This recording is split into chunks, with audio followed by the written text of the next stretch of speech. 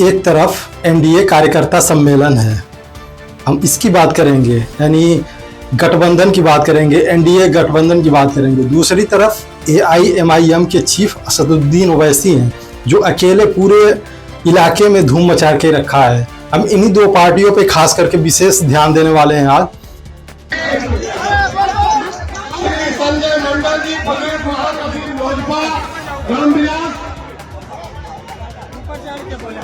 पटेल जी प्रदेश अध्यक्ष युवा प्रकोष्ठ राजउमा के और श्री प्रदीप कुमार मानी जी माननीय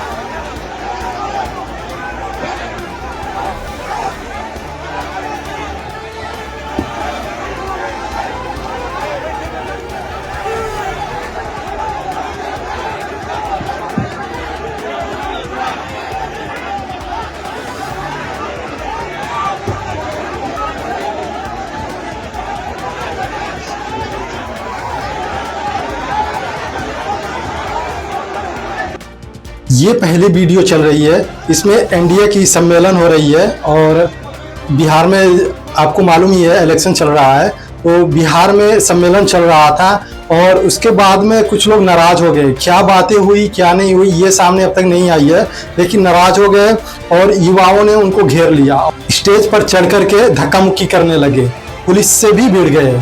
आप देख रहे हैं वीडियो में किस तरह से एक नौजवान व्यक्ति है वो पुलिस से थोड़ा हाथापाई कर रहा है, उसको पुलिस वाला उतार रहा है लेकिन फिर भी वो उतर नहीं रहा है। देखते ही देखते तमाम लोग स्टेज पे चढ़ जाते हैं, फिर शुरुआत हो जाता है घमासान, एक दूसरे को धक्का मुक्की करते हुए, कुछ लोग उसमें पिटाई भी कर रहे हैं। ये सब देख करके ऐसा लगता है कि जो एनडीए का गठबंधन है वो नाकाम हो रहा है, लोगों को पसंद नहीं आ रहा है, लोग उन्हें पसंद नहीं करना चाहते हैं। वीडियो फिर से देखिए किस तरह से धक्का मुक्की हो रहा है, किस तरह से लोग एक दूसरे में हुमच रहे हैं, किस तरह से लोग आगे से पीछे ऊपर से नीचे चढ़ रहे हैं, पुलिस वाले हटा रहे हैं लेकिन फिर भी नहीं हट रहे हैं। और दूसरी तस्वीर है, ये हमारे साथ दूसरी तस्वीर है जहाँ पे असदुद्दीन ओवैसी का आगमन होता है और भीड़ खचाखच भरी हुई है, एकदम खचाखच भीड़ भरी हुई है और गाड़ी आती है और रास्ता बॉडीगार्ड जो है रास्ता बनाते हुए असदुद्दीन ओवैसी को लेकर के स्टेज पे आते हैं। युवाओं का क्रेज असदुद्दीन ओवैसी के लिए कितना बढ़ गया है, खास करके मुस्लिम युवा जो हैं उनके मन में प्रोत्साहन बढ़ गया है, काफी भावनाएं बढ़ गई हैं। हालांकि एआईएमआईएम को अभी भी किसी भी गठबंधन में शामिल नहीं किया गया है, इंडिया अलायंस में अभी तक शामिल नहीं किया गया है, कई बार प्रस्ताव दे चुके हैं लेकिन उन्हें अभी तक शामिल नहीं किया गया है। और जो भीड़ इकट्ठा हुई है वहां पे, ये जाहिर बात है कि इसका प्रभाव इंडिया अलायंस को पड़ेगा और इसका भारी खामियाजा इंडिया अलायंस को भुगतना पड़ेगा। दूसरी तरफ है एनडीए गठबंधन, जिसमें नीतीश जी हैं, भारतीय जनता पार्टी के तमाम लोग हैं और उनकी एक गठबंधन हुई है और बिहार में इलेक्शन लड़ने की जो तैयारी हो रही है वो देखने में ऐसा लग रहा है कि नाकाम होने वाला है। कुर्सियां खाली की खाली पड़ी हुई हैं, कुर्सियों पे आदमी नहीं मिल रहे हैं बैठने के लिए। कहीं आपस में झगड़ा कर रहे हैं तो कहीं कुर्सियां खाली हैं, कहीं धक्का मुक्की हो रहा है, स्टेजों पे लोग चढ़ जा रहे हैं। बिहार में युवाओं की काफी नाराजगी है, काफी रोष देखने को मिल रहा है।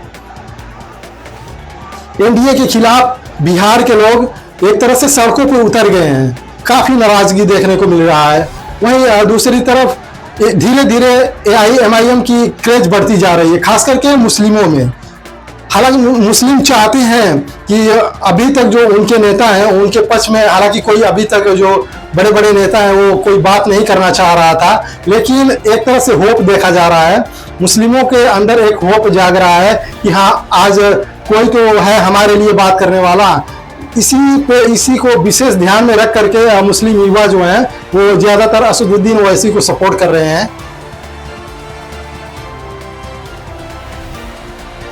अब ये सपोर्ट कहां तक जाएगा और कितना, ये तो इलेक्शन के बाद ही मालूम पड़ेगा कितनी सीटें जीत करके AIMIM आएगी।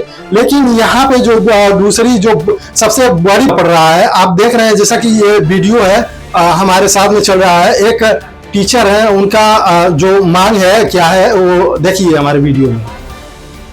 हम यही बजरंग नगर में सेफ्टी अफसर का इंस्टीट्यूट चलाते हैं और 120 को बच्चा पढ़ता है हमारे कोचिंग में, जिसमें मात्र 8 को बच्चा को उसके पापा लोग नौकरी चाकरी वाले हैं और बाकी जो बच्चा लोग है 112 को उसके पिताजी कुछ करते नहीं हैं। कहीं कहीं से पैसा वैसा दे करके एडजस्ट करके पढ़ने के लिए देते हैं। हम लोग बहुत सारा डिस्काउंट भी दिए हैं उसमें और नौकरी पे भेजते हैं। हमारा पूछना ये है आपसे, ये जो सवाल है कि आपके पास जो लोग मंच पे बैठे हैं उसमें से कुछ लोग डॉक्टर हैं, कुछ इंजीनियर हैं, कुछ लोग अफसर भी हैं। जरा हमको ये बताइए कि छपरा में 90% लोग जो हैं वो बेरोजगार हैं। हमारे कोचिंग के डेटा के आधार पे बोल रहे हैं, ऐसे नहीं बोल रहे हैं। 90% लोग बेरोजगार हैं और आम आदमी है। तो ये जो अफसर साहब लोग बैठे हैं, बड़े कारोबारी साहब बैठे हैं और इंजीनियर साहब लोग बैठे हैं टिकट लेने के लिए, जरा हमको ये बताइएगा कि ये लोग जो धन संकेंद्रित बने हुए हैं, बहुत पूंजी लेके बैठे हुए हैं, क्या ये 90% जो बेरोजगार लोग हैं उनके पास जा करके देखे हैं कि कैसी स्थिति में हैं? अगर जो लोग इतने पूंजी प्रवाह में बढ़ रहे हैं, ये जो हम देखे हैं 4 लाइन पे बड़ा बड़ा होर्डिंग लगा है, पैसा कहाँ से आता है भैया? आप वहीं से लाए होंगे, वहीं से ना लाए होंगे। और जो आदमी पैदल घूम घूम के इधर उधर 2-4 कैंडिडेट लोगों को देखें जो पैदल घूम घूम के प्रचार कर रहे हैं, तो हम यही पूछना चाहते हैं कि जब आप इलेक्शन से पहले ही इतना पैसा खर्चा कर रहे हैं तो इलेक्शन जीतेंगे तो कहीं ना कहीं ये जो पैसा जहां से आप खर्चा करते हैं वो रिकवर कैसे कीजिएगा?